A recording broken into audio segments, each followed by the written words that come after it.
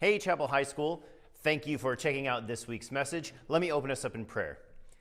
God, thank you that we are a church that will talk about difficult things, and God, maybe even sometimes awkward things. And thank you that I get the opportunity to have this conversation. And Lord, one of the things that I love about high school students is that they're mature enough to be able to handle some difficult things. So God, I pray as they listen to your word, as they listen to me speak, God, that they would be humble and that they would be open to hearing your heart and your truth about these things. In Jesus' name, amen. Well, let's get started. I don't know if you use the word cringy or not. I've heard this word before, but cringy is it works for all kinds of topics. Like you've probably seen some movies that are cringy. I think like gas station hot dogs are very cringy, even though I used to eat them, okay? There's some really bad TikTok videos that I would say are cringy, and so you've probably experienced some things in your life that make you cringe, whether or not you use that word cringy. So let's just take a second and answer this question. What's an example of a cringy moment you had listening to a song or watching a movie with your family? So we're going to answer that question. Go ahead and hit pause now. Awesome. So when it comes to these discussion questions, what I want you to do is to discuss them with your small group. Or if you're not with your small group, maybe you're watching with your family. Or if you're not with your family, you're just watching it by yourself, you could just answer these questions in your head. But if you are watching this by yourself and you're not a part of a small group, we want you to be a part of a small group, and I'm going to tell you why small groups are so important a little later in this video. So there's another topic that feels potentially cringy at first, all right?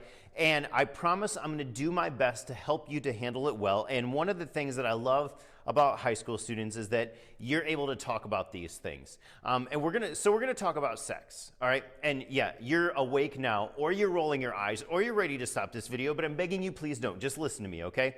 I'm going to try to keep this low-key and not stress anybody out or weird anybody out, but there's still something about these topics that's like a little uncomfortable, right? And why is that? It's weird because I think part of it is like you guys talk about it at school, you hear about it on social media, you hear about it in memes. I mean, all types of stuff. You learn about it in school from your parents, but when it comes to talking about it in church, it seems kind of odd, right? Another thing is that adults can talk about it in a lot of different ways. Your health teacher talks about sex like you're all gonna get STDs and you're all gonna die. You know, your parents are nervous about talking to you about it. Your parents would probably rather teach you how to fly an airplane than have this conversation with you. And maybe you've heard people at church talk about sex like it's the most dangerous thing ever. And here's what's confusing.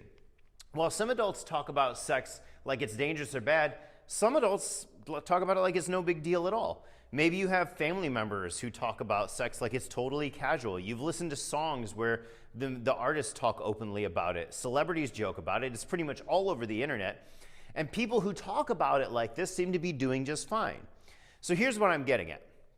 Some people act like sex is a huge deal, and other people act like it doesn't really matter at all. Some people act like having sex is catastrophic, and others act like it's completely casual. And when you talk to people who've experienced something and they tell you it's no big deal, the most logical thing seems to believe that it really is no big deal. Well, let's talk about that. Here's another moment in the video where I want you to pause and discuss these questions. I hope you had a good discussion. Let's keep moving. So what happens is we sort of get into this pattern of believing that sex is something casual. And you've probably never thought about it in those words, but maybe you've told yourself before, like, hey, a hookup is no big deal. Or you tried to talk yourself out of catching feelings for someone that you've been physical with. Or maybe you've told yourself, like, maybe you've made all kinds of jokes and laughed about sexual things. Maybe you've sent nudes. Maybe you've pushed someone's boundaries or even your own because you told yourself that it's really not that big of a deal. Now, if that's you, I'm not saying that you are a bad person in any way whatsoever. There's no judgment here. What I'm saying is you're just like the rest of us. We live in a world where the normal pattern of thinking is that sex is a casual thing. So it's natural for us to start believing that it is. And at the same time, even if we tell ourselves that something isn't a big deal, you may have noticed that sometimes it can be a bigger deal, right? Maybe you notice that it wasn't a big deal to one friend who hooked up with somebody else, but it was a big deal to that other person. Maybe something was said was a joke, but it made you feel really uncomfortable. Or somebody told you to be cool about a situation that you got in with them, even though you weren't cool with it. You were really affected by it and you didn't like it. Or you thought like porn seems like no big deal until you saw something that made you feel awful. So even though sex may not seem catastrophic, there are times when it doesn't seem so casual either. So what's true is this, is that sex isn't casual no matter how casually it's treated or how casually it's talked about. That's what my goal here today is to tell you about, okay? I don't want to tell you what to think. I want to help you understand how to think when you hear two competing ideas about a subject that can affect your life. Well, before we jump to the next part, where I want to bring the Bible into this, I want you to pause the video and discuss. Here's a couple questions for you. Go ahead and hit pause now. All right, so to answer some of this, I want to look at something that the Apostle Paul wrote in a letter to a group of Christians in Rome. Now, here's what you need to know about Rome when Paul wrote this, all right? The message that the Roman culture, the message in the Roman culture was not the message or the messages that Jesus had proclaimed, all right? So when people started to follow Jesus, people in this Roman Empire, there was a tension between what was normal for them at the time and then the tension between that and the life that Jesus was calling them to. Is very much like today. Their culture was very much like today. Things were treated very casually, okay? In fact, it's possible they were feeling some of maybe the same things that we are. Conflicting messages about God and what it really means to follow Jesus. And chances are, they felt some confusion over what was the real story and who they should believe. So with all of that in mind, this culture, everything that goes into it, Paul writes this. He says, "Do not conform to the pattern of this world, but be transformed by the renewing of your mind. Then you will be able to test and approve what God's will is, his good, pleasing, and perfect will." So Paul is talking about a pattern, all right? And he's saying that there's a certain way that people around you live. And there's a pattern, but that doesn't mean that you have to conform to it, right? This pattern is like, our culture tells us what's cool, what's acceptable, what's fun, what's attractive, what's worth spending your time on, all of these different things. Our culture sort of tells us what we should do, what we should think, how we should behave. There's a pattern there. But Paul is saying, don't conform to that pattern. You don't have to do that. He's inviting you to do something different. Because when you follow Jesus, Jesus doesn't become something you just believe. Okay, it's not just about believing in him or changing the way that you believe about the world if it doesn't affect the way that you live. Okay? Jesus is asking us to live our lives differently, not just to change what we believe. Okay, I've said this before, but I'm sure most of you believe in George Washington, right? But does that actually affect the way that you live your life? In the same way, I think some of us have believed or do believe that we believe in Jesus kind of like that. We were like, yeah, sure, Jesus was a person and he was a good person and maybe he said he was God and maybe he even died and came back to life, but maybe that doesn't really affect the way that you live. But see, being a Christian doesn't mean just believing in Jesus in your head. It doesn't mean that God is just a good idea to you. It means that God is the force that shapes the decisions of your life. So in terms of sex, there's a different way.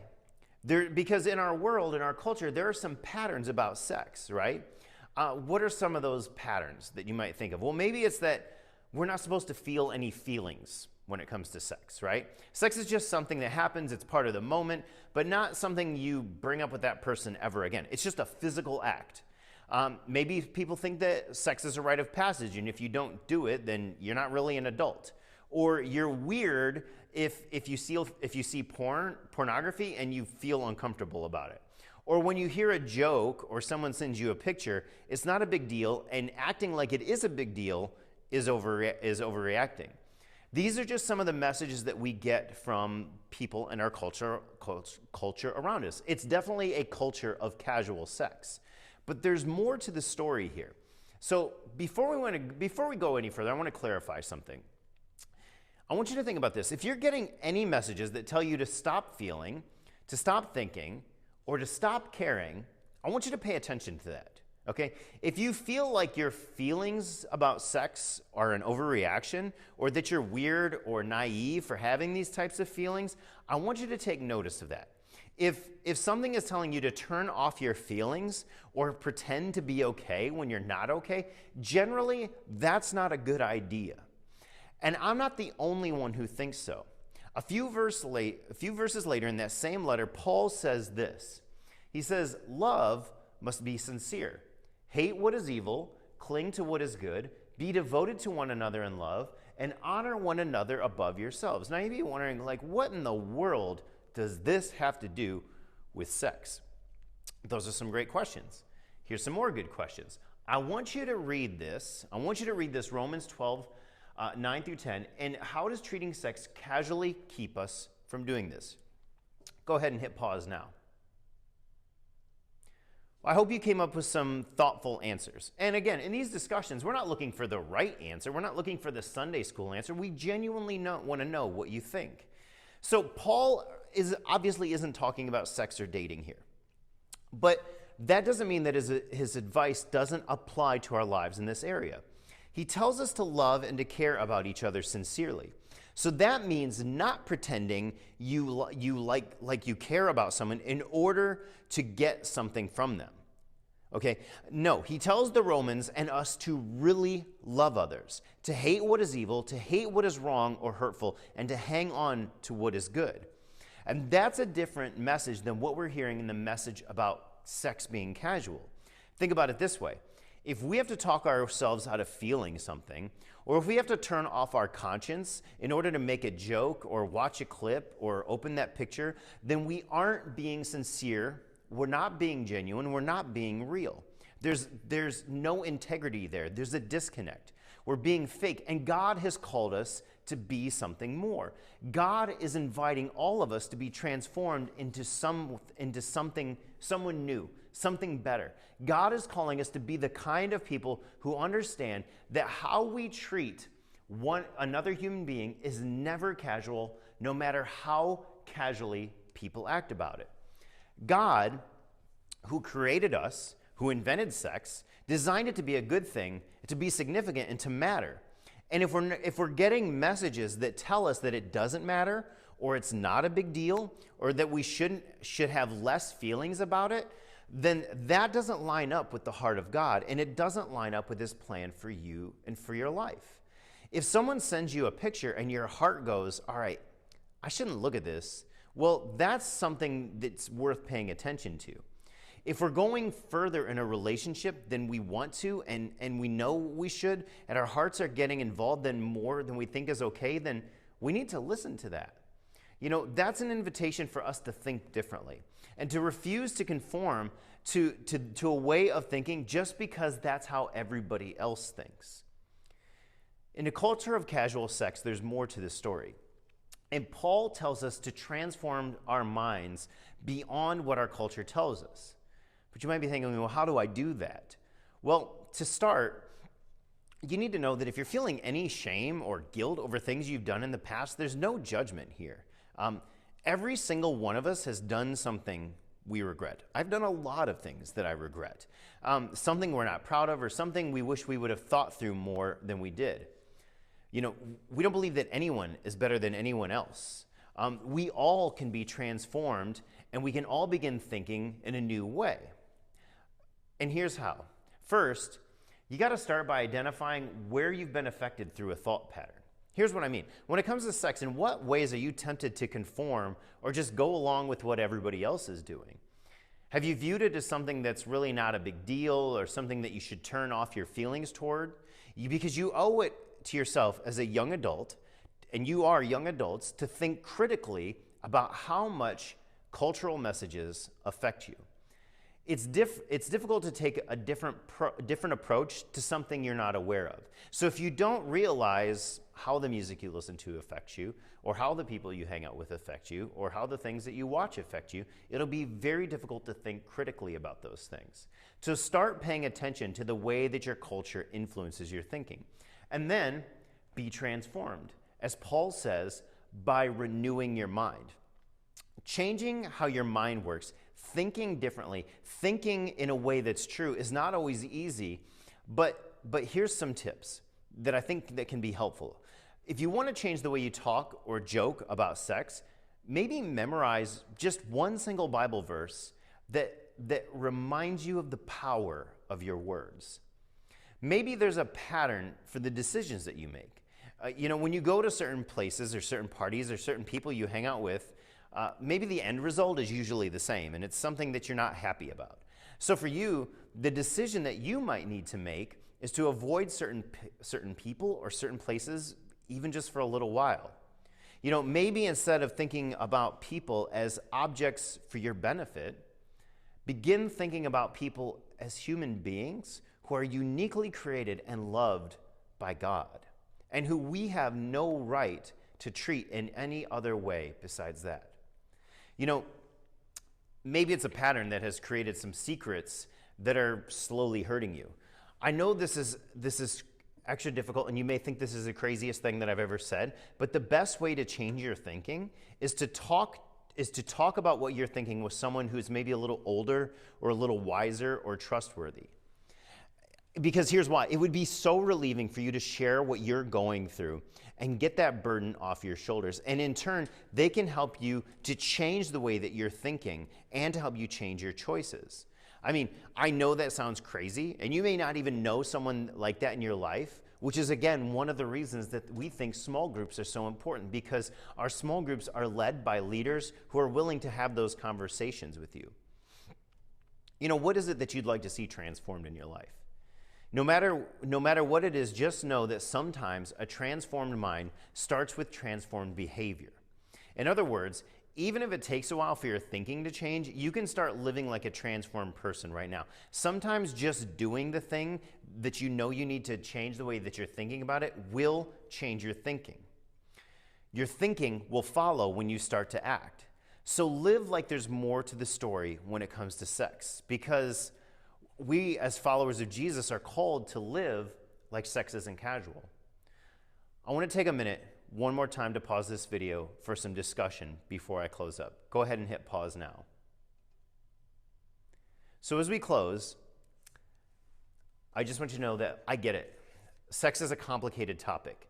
Even though I'm a little older than most of you, it was a complicated topic when I was in high school too. And there's plenty of competing messages about what's okay, what's not, and how you should live. And that's why I think, again, having a small group is such a big deal. And knowing your small group leader. I want every person in our ministry, every young adult, every high school student, to have a trusted adult that they can talk to about anything. Someone who has your best interests in mind. And maybe you're watching this video right now with that person.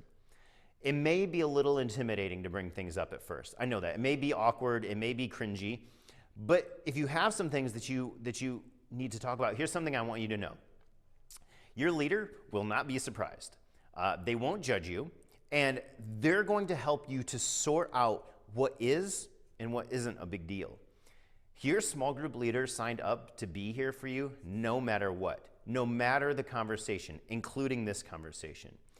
They know that sex isn't casual, no matter how casually it's treated, and they can help you figure out what matters to you now and also in your future.